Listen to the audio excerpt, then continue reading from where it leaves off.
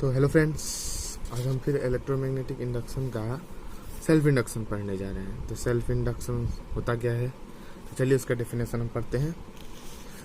तो self induction, the phenomenon of production of opposing EMF in A coil when current through the coil increases और decreases, मतलब change when current in the coil changes is called self induction. The phenomenon of production of opposing EMF in a coil when current through the coil changes is called self induction. मतलब किसी coil में जब current change होता है तो उसके जो induction होता है उसमें जो इंडक्टर होता है उसमें एक अपोजिंग EMF करंट होता है, EMF इंड्यूस होता है। ठीक है, the phenomenon of production of opposing EMF, production of opposing EMF in A coil, उस कॉइल में एक अपोजिंग EMF फॉर्म होगा। ठीक है, मतलब कि जब इसमें हम एक करंट फ्लो कराएंगे और वो करंट चेंज होता रहेगा। ठीक है, वो करंट चेंज होता रहेगा, कभी घटेगा कभी बढ़ेगा, कभी घटेगा कभी बढ़ेगा, इंक्रीजिंग और डिक्रीजिंग होता रहेगा। तो इसमें एक इंड्यूस्ड EMF इंड्यूस होगा। ठीक है, इसमें एक EMF इंड्यूस होगा जिसे हम सेल्फ जिस घटना को हम सेल्फ इंडक्शन कहते हैं, इस फिनोमेनन को हम सेल्फ इंडक्शन कहते हैं। तो देखिए ये कैसे होता है। तो when a current flows through a coil it produces magnetic field around it which get linked with coil. हम जानते हैं कि जब किसी वायर से करंट फ्लो होता है तो वो अपने अराउंड एक मैग्नेटिक फील्ड प्रोड्यूस करता है। ठीक है, तो when current flows through a coil it produces magnetic field around it. उसी प्रकार जब इसमें से करंट फ्लो हो रहा है तो इसमें मैग्नेटिक फील्ड प्रोड्यूस हो रहा है।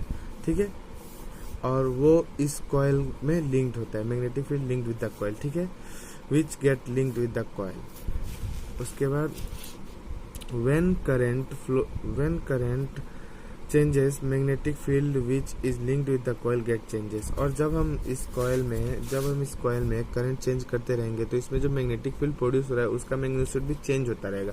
और जब मैग्नेटिक फील्ड चेंज होता रहेगा तो उसमें जो मैग्नेटिक फ्लक्स लिंक्ड हो रहे हैं उस कॉइल में वो चेंज होते रहेंगे। ठीक है, when current changes magnetic field which is linked with coil get changes then flux will be change. जब इसमें से करंट फ्लो हो रहा है, ठीक है, जब इसमें से करंट फ्लो हो रहा है और ये चेंज होता रहेगा तो इसमें जो मैग्नेटिक फील्ड हो रहे हैं वो भी चेंज होते रहेंगे। ठीक है, तो मैग्नेटिक फ्लक्स जो लिंक्ड हो रहा है वो भी चेंज होता रहेगा। When current changes magnetic field which is linked with the coil get change then flux will be change.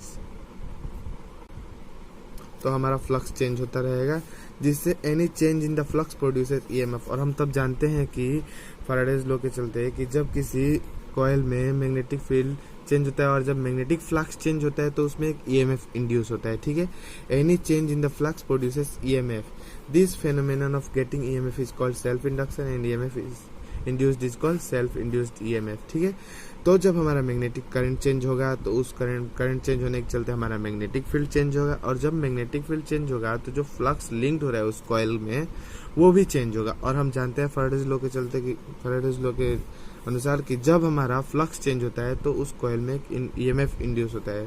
ठीक है, और उस इंड्यूस्ड EMF को हम सेल्फ इंड्यूस्ड EMF कहते हैं। ठीक है, और उस प्रोसेस को हम सेल्फ इंडक्शन कहते हैं। EMF induced is called self-induced EMF and the process is called self-induction। मतलब phenomenon of getting EMF is called self-induction। तो चलिए अब देखते हैं कि हमारा सेल्फ इंडक्शन L का वैल्यू कितना होगा, कोएफिशिएंट ऑफ सेल्फ इंडक्टेंस। ठीक है, सेल्फ इंडक्टेंस हमारा इंडक्टेंस का वैल्यू कितना होगा। तो हम जानते हैं since magnetic flux is directly proportional to current, जितना हमारा करंट चेंज होगा उतना मैग्नेटिक फील्ड चेंज होगा, उतना मैग्नेटिक फील्ड चेंज होगा तो उतना फ्लक्स चेंज होगा। तो इससे हम जानते हैं कि magnetic field directly proportional to current हो रहा है। जैसे जैसे करंट चेंज होगा वैसे वैसे हमारा मैग्नेटिक फ्लक्स भी चेंज होगा। ठीक है, तो magnetic flux is directly proportional to current, मतलब phi is directly proportional to I. ठीक है, फाई इक्वल टू, अब हमें यहाँ प्रोपोर्शनलिटी हटाने के लिए साइन हटाने के लिए हमें एक कांस्टेंट बैठाना होगा। तो फाई इक्वल टू LI, जहाँ L एक कांस्टेंट हो गया जिसे हम कहते हैं कोएफिशिएंट ऑफ सेल्फ इंडक्शन। ठीक है, L जो है हमारा वो कोएफिशिएंट ऑफ सेल्फ इंडक्टेंस है।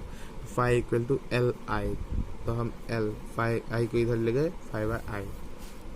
ठीक है। और L is a constant which is called coefficient of self induction. Now अब मान लीजिए उस कॉइल में तो एक टर्न है नहीं, उसमें तो बहुत सारे टर्न्स है, तो फॉर n टर्न्स हम लिख देंगे, n टर्न्स के लिए हमारा हो जाएगा n phi equal to L I, ठीक है। तब हमारा टोटल फ्लक्स डायरेक्टली प्रोपोर्शनल होगा करंट के, ठीक है। ईच कॉइल में जितना हमारा फ्लक्स, तो हमारा पे यहाँ फॉर n टर्न्स के लिए हमारा n phi equal to L I होगा। तो हम इससे फिर l निकाल सकते हैं, i को इधर ले जाके l equal to n phi by आई।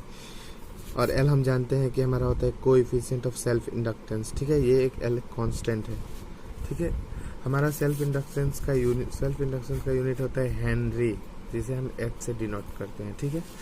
अब हमारा इंड्यूस्ड ईएमएफ जो होगा या सेल्फ इंडक्शन किस पे डिपेंड करता है, ठीक है। सेल्फ इंडक्शन डिपेंड्स ऑन हमारा कितना ईएमएफ इंड्यूस होगा, ये किस चीज़ पे डिपेंड करता है, ठीक है।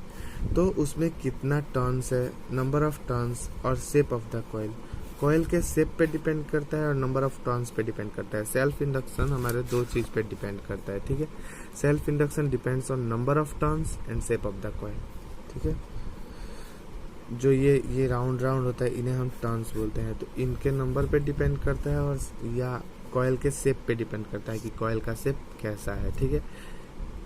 कॉइल बहुत सारे शेप्स के होते हैं, तो हमारा जो सेल्फ इंडक्शन है वो दो चीज़ों पे डिपेंड करता है, number of turns and shape of the coil.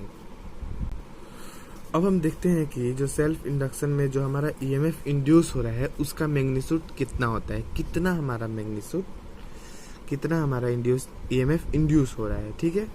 तो हम लोग जानते हैं कि N phi equal to L I, ठीक है। N phi equal to L I हम जानते हैं, और जब हम इन्हें डिफ्रेंशिएट करेंगे तो हमारा नंबर ऑफ टर्न्स एन जो होता है वो कांस्टेंट होता है, ठीक है। तो एन हमारा बाहर आ जाएगा और फ्लक्स हमारा चेंज होता रहता है। तो D phi by D T, flux change होता रहता है तभी तो उसमें इंड्यूस्ड ईएमएफ होता है। तो D phi by D T change in flux, ठीक है। और फिर हमारा जो एल है वो भी एक कांस्टेंट है, वो भी बाहर आ जाता है। और करंट भी हमारा चेंज होता रहता है, तभी तो मैग्नेटिक फील्ड चेंज हो रहा है, और मैग्नेटिक फील्ड चेंज हो रहा है तभी तो हमारा फ्लक्स चेंज हो रहा है ना। तो D I by D T, तो N D phi by D T equal to L D I by D T. और हम लोग जानते हैं कि Faraday's law induced EMF is equal to N D phi by D T, ठीक है। ये फॉर्मूला हम फैराडेज लॉ से जानते हैं। तो according to Faraday's law we know induced EMF is equal to minus N D phi by D T, ठीक है। तो इसके जगह पे हम ये लिख सकते हैं, और हमारा नेगेटिव साइन यहाँ नहीं है, मतलब यहाँ नेगेटिव साइन आएगा, तो मैं इसको इस साइड कर दिया, ठीक है। तो induced EMF equal to minus L D I by D T, ये हमारा मैग्नीट्यूड ऑफ इंड्यूस्ड ईएमएफ निकल गया, ठीक है।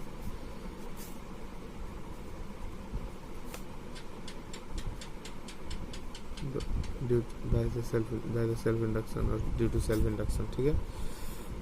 तो मैग्नीट्यूड ऑफ हमारा सेल्फ इंडक्शन निकल गया। मैग्नीट्यूड ऑफ इंड्यूस्ड ईएमएफ, यहाँ से हम लोगों ने यहाँ पे ईएमएफ का भी वैल्यू निकाल लिया। तो हम लोगों ने यहाँ सेल्फ इंडक्शन का डेफिनेशन पढ़ लिया, इसे आप लिख लीजिएगा। ये सेल्फ इंडक्शन का हमारा डेफिनेशन हो गया, ठीक है। सेल्फ इंडक्शन का डेफिनेशन हो गया मैं आपको, और ये हमारा कुछ मेन पॉइंट्स था,